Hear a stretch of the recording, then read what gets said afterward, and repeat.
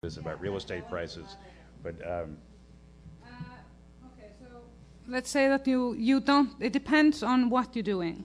If you want to base your information that is sensitive and you know that it's going to get attacked by corporations or politicians, at least the material is going to stay up there. It is not going to be pulled out of historical records. We are not going to be able to guarantee, for example, let's say you're a blogger in Sri Lanka and you're under threat. We will not be able to, by this legislation, to protect that person's life. However, we'll be able to protect his story. This is not a perfect solution for all the problems we're facing when it comes to thwarting of information and expressions around our world, but it is a first step. And I think what is extremely important about this initiative is that there is now a dialogue about how the situation is, and it's not only localized, it's becoming globalized. And people are starting to meet up, and we intend to have a convention in Iceland next summer, in June or July, where we invite people, legal people and enthusiasts for making this happen. And I think it's in particularly important to bring together people from around the world who are interested in reforming the legislation and creating a safe haven to some degree. There is no heaven, we know that. There is always a reflection of hell. So we're doing our best. I mean, we live in this world of duality, right? So we are doing our best to at least raise the awareness about the situation and create a dialogue among nations about this. And I encourage everybody that is interested in this, if they are concerned about or have ideas or legal expertise, to bring forward the ideas, because this is still in the making, even though we have are tasking the government with changing particular laws. If there are people out there that know of better laws or better ways, please come forward. I wanted to ask John one question, which I think we should put on the table, about the university and Bay Citizen. I know that we, the journalism school, are in some way a partner. I think we sit on the board. And so how do you envisage that working, a daily news operation with the journalism school?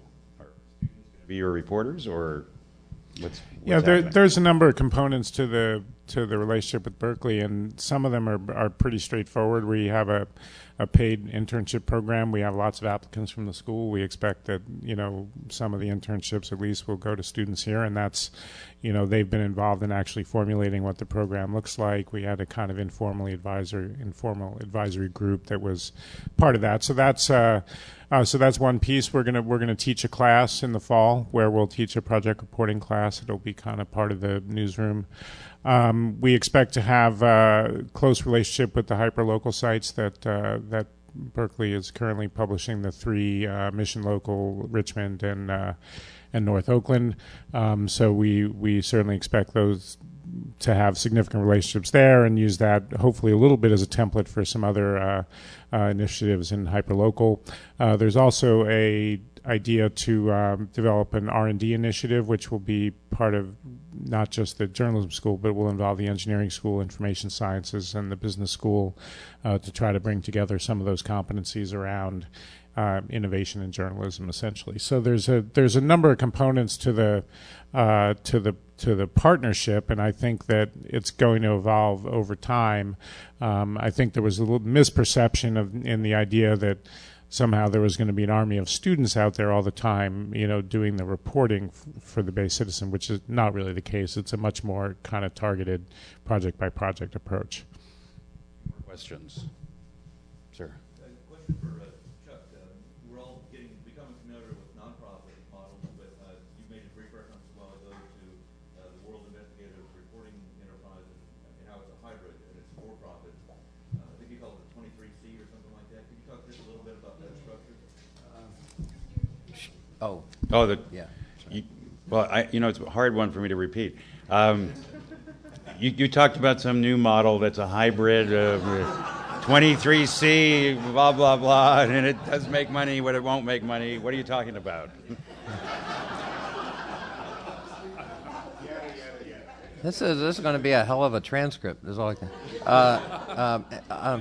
I know it's good. No, and there is this new type of corporation called an L3C that has been created just in the last few years. Only 6 states at the moment allow it, but it is a combination for-profit, so-called low-profit, social-minded. Low-profit types, and then philanthropy, and particularly program-related investments. A lot of foundations give basically loans in the form of 7-figure loans, and so a way to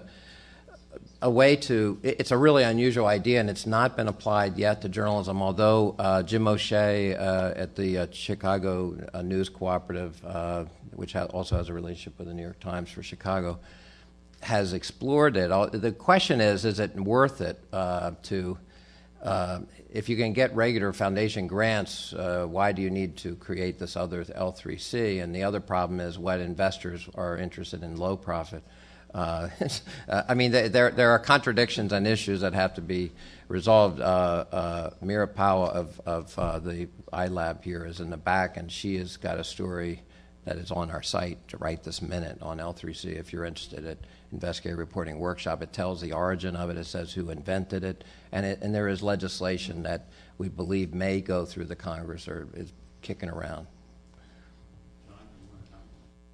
Yeah, I would just add on this point of kind of for-profit versus non-profit, and I don't know if this point has been made earlier, but one of the reasons that if you look at this panel entitled New Initiatives, and I don't think there are any for-profit initiatives up here. I don't know if there were any previously in the program. I don't think so. And one of the reasons that, or one of the big reasons, I'm very sorry, forgot to turn that off. Sorry. One of the big reasons that that a lot of these new initiatives are nonprofit is because there is no private investment capital that's interested in investing in these kinds of ventures. And I know that from hard experience at New West. I raised private capital for New West. It was very difficult. It's very difficult as a business. And if you look around there now, and if you talk to VCs or anybody in the money business, my sort of rule of thumb is that there's basically no investors for a venture in which the primary use of proceeds is to pay journalists. So there are a lot of investors in various kinds of media things and all kinds of aggregation plays and all kinds of technology-based stuff. And, so it's not like there's no private investment capital in the media business, but there is no private investment capital for ventures where the purpose of the money is to pay the journalists. It is not seen as a viable business model in the investment community, and that is just a fact, and I think there is almost no exception to that rule. I mean, there's a couple of initiatives like the All Britain Initiative in Washington. There's the Global Post. There are a couple of examples of new things that are for profit, but those each have very particular characteristics relating to a particular person who has reasons for doing it that are other than, I'm going to make a 10 times return on this. So I think that kind of context of where the private business world is at on the whole question of journalism, I think is an important factor in why a lot of these new ventures are structured the way they are. I was going to agree that there are these ones you just mentioned, Global Post, and Jim Brady, highly regarded former Washington Post head of the WashingtonPost.com with All Britain, is coming out any day, pretty much. He has a 5-year business plan, and they expect to be profitable in the 3rd year. I don't know if that'll happen, but there's another one that has not gotten as much publicity. Well-known and respected investigative reporter John Solomon, twice approached to be head of the enterprise unit at the New York Times, who has a lot of different things in his background. Former AP deputy bureau chief, is starting a for-profit company in Washington to do investigative things. I don't know exactly what his model is, but what is interesting is that there is some activity. I mean, you're absolutely right. I don't think the venture capital people are crawling out of the woodwork to support investigative reporting. I'm not suggesting that, but it is absolutely right to say there's something. I'm noticing some activity now this spring that I didn't see a year or two ago. So I'm kind of fascinated by that. Yeah, this L3C sounds extremely interesting, and I don't know any details about it, but I'll tell you why it sounds interesting to me, is that we have routinely been approached by people in the United States, billionaires, who are willing to give money if it's bought as shares, but they actually don't want any return on the shares or control.